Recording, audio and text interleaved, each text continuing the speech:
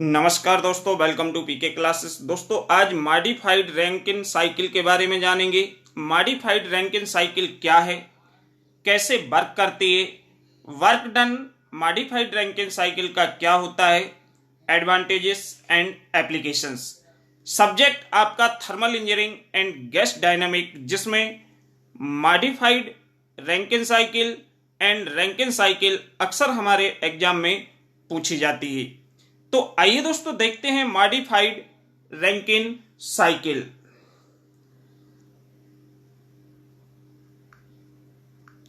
तो दोस्तों जो भी छात्र पीके क्लासेस में फर्स्ट टाइम है, जो अभी भी पीके क्लासेस से नहीं जुड़े हैं, वह चैनल को जरूर सब्सक्राइब करें एंड वीडियो को लाइक करें। साथ ही दोस्तों वीडियो में अंत तक बने रहें, जिससे आने वाली लेटेस्ट वीडियो का नोटिफिकेशंस आप तक पहुंच सके।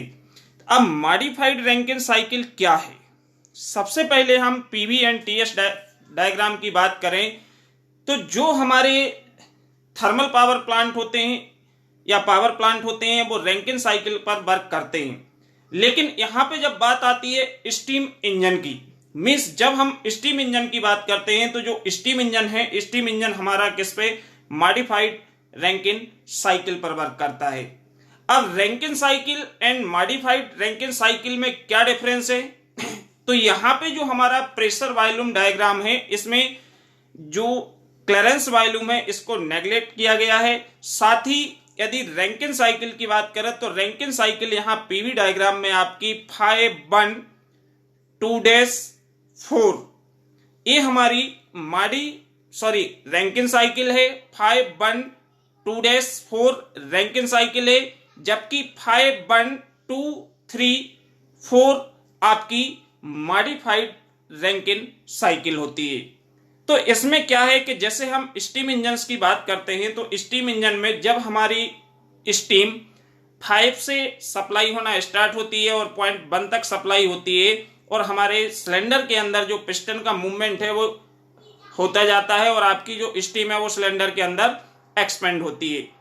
तो इसमें यदि हम 1-2 की बात करेंगे तो 1-2 हमारा आइसेंट्रोपिक एक्सपांशन प्रोसेस है, जहां पे आपकी 1 से 2 के बीच में स्टीम है, सिलेंडर के अंदर एक्सपांशन होता है। लेकिन यहाँ पे जो आपका टॉय है, इसमें यहाँ पे क्या होता है, आपका जब स्टीम एक्सपेंड होती है सिलेंडर में तो स्टीम का प्रेशर इतना कम हो जाता है कि ये कंप्लीट एक्सपांशन में हमारा जो जितने भी मूविंग पार्ट होते हैं, आपका कनेक्टिंग रॉड है, आपकी क्रैंकशाफ्ट है और पिस्टन है, इसमें फ्रिक्शन ज्यादा लगता है और जो हमारा वर्क जनरेट होता है वो कम होता है। तो means steam engine work on modified Rankine cycle. In Rankine cycle the expansion of steam continuous up to back pressure. Back pressure means जो आपका पीबी है, 2 से पीबी तक जो हमारा बैक प्रेशर है, यदि हम रैंकिन साइकिल की बात करते हैं तो यहां तक आपकी ये कंप्लीट साइकिल होती है। लेकिन जो PV diagram is very narrow at the toy and work done during the last expansion. Means expansion का जो आपका एंड हो रहा है पॉइंट 2 पर, यहां पे क्या होता है, बहुत ही नैरो होता है, वर्क डन बहुत ही कम होता है स्ट्रोक के लास्ट में। तो this work is not enough, ये वर्क जो है ये सफिशिएंट नहीं होता है to overcome the frictional losses in the moving parts of the engine.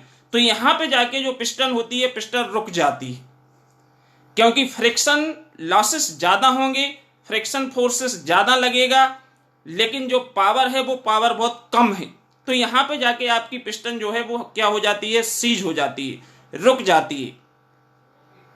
ठीक, तो इसमें हमें क्या करना पड़ता है, एक्चुअल जो हमारी प्रैक्टिस होती है, एक्चुअल की हम बात करें यदि, तो एक्चुअल प्रैक्टिस में expansion is not proceed to up to point 2। यदि हम एक्चुअल की बात करेंगे तो जो हमारे स्टीम का एक्सपांशन होता है ये हम 2 तक कंप्लीट नहीं करते, प्रोसीड नहीं करते।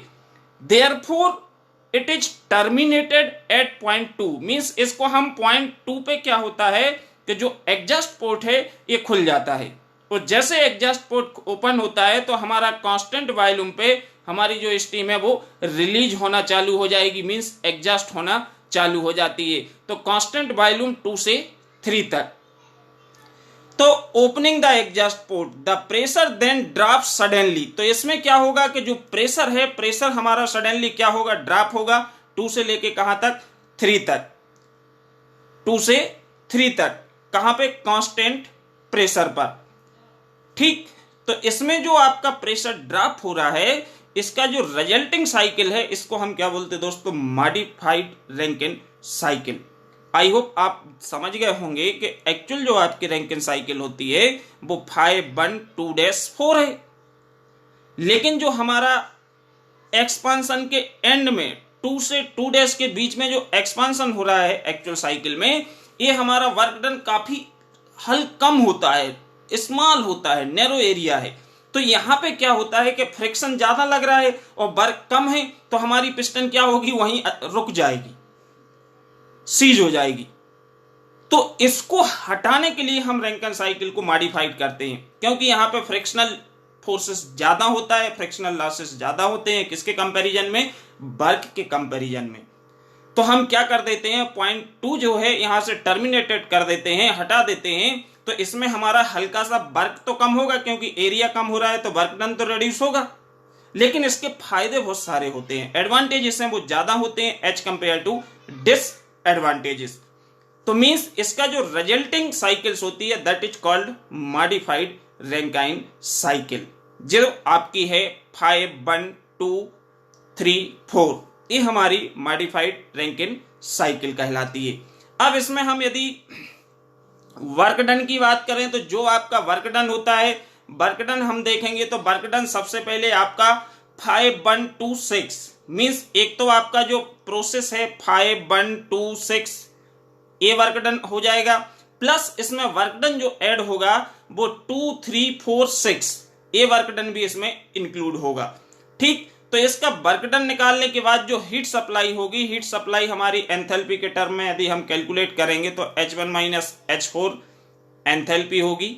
इसके बाद आपकी मॉडिफाइड रैंकिन साइकिल की जो इफिशिएंसी होती है वो H1 - H2 plus P2 - PV into V2। V2 means volume at point 2, क्योंकि जो वॉल्यूम है यहाँ पे कांस्टेंट है, V2 इक्वल क्या होगा, V3 होगा अपन H1 - HF4।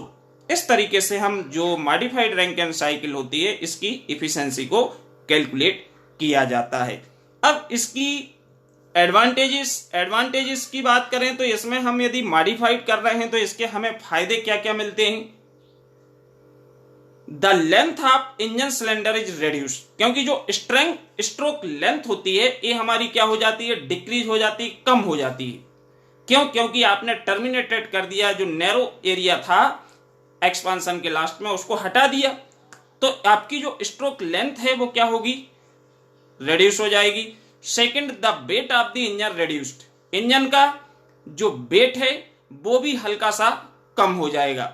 This saves high initial cost, इससे हमारी जो प्रारंभिक कॉस्ट होती है वो क्या होती है, सेव हो जाती है, बच जाती है।